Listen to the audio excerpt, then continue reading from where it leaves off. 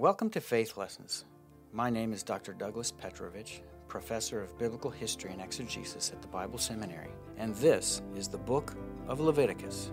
Let's talk about the authorship of the book first, because that's really important for the entire book. Moses is the author, and in our podcast from Genesis and Exodus, we spoke about the reasons why Moses would be the author of the first 5 books of the Bible. Well, there's something we can add about Leviticus and the authorship. Again, Moses doesn't come out and say, I am the author of this book, as Paul, for example, would start his letters often by saying, I, the Apostle Paul. Moses doesn't do that. While he was standing inside the newly completed tabernacle, which, of course, we read about at the end of the book of Exodus, he received the detailed laws of Leviticus that relate to the sacrifices, to the priesthood, and to the festivals. In fact, Leviticus 1:1 reads like this. It says, Then he who is called to Moses and spoke to him from the tent of meeting. This term probably represents the part of the tabernacle where God communicated with Moses.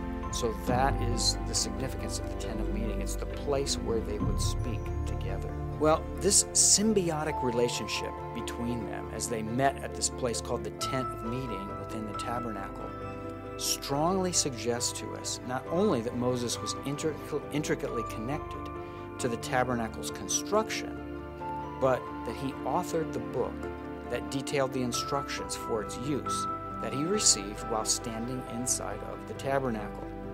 So even if there's no indication in the book where Moses comes out and says, I am the author, everything in the book is screaming out at the reader to suggest that Moses was the person behind the writing of the book. So already we see this relationship between the two. We see where they meet, that it's at this tent of meeting within the tabernacle, the holy place. This is where God dwelled. He physically localized himself. Well, who are the key figures in this book? We've already met 2, God and Moses. Then there's Moses' brother Aaron, and of course Aaron is the first high priest that we read about in the Bible. Then there are Aaron's 2 oldest sons, Nadab and Abihu. And of course, we read about in the book of Leviticus this terrible incident that takes place where his sons, Nadab and Abihu, they offer this strange fire when they're supposed to have normal fire with a sacrifice before the Lord to offer some type of offering, whether it's a lamb or some other type of offering. It was, of course, to be consumed by fire, and they had, the priests had to light these fires. Well, somehow Nadab and Abihu lit this fire in such a way that it created a strange fire, an abnormal fire that wasn't supposed to be that way. We don't really know what this was, whether it was something like fireworks or whether it was something on the altar that was being burnt for incense or for some other purpose. But whatever it was, it made God very angry. Basic outline of the book would show us that there are 2 halves, if you will, two sections of the book of Leviticus. The first one is divided into the first 10 chapters, 1 through 10, and that's Israel's sacrificial system as the way to God. And of course, that's how God designed it.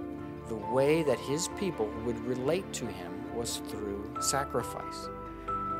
Not just relate to him, but appease his holy and righteous anger against sin, the sin of the people, by presenting different kinds of offerings that would kind of quell the storm, if you will, keep God's anger from brewing against them. Then the second half of the book, from chapter 11 through chapter 27, can be summarized as Israel's walk with God in fellowship. So as a result of their sacrificial system that brought them to God, then they were to walk in their lives with God in intimate fellowship. And of course, for there to be intimate fellowship, you have to be in right relationship with one another. And the way to become in right relationship, number 1, is to have your heart ready and prepared.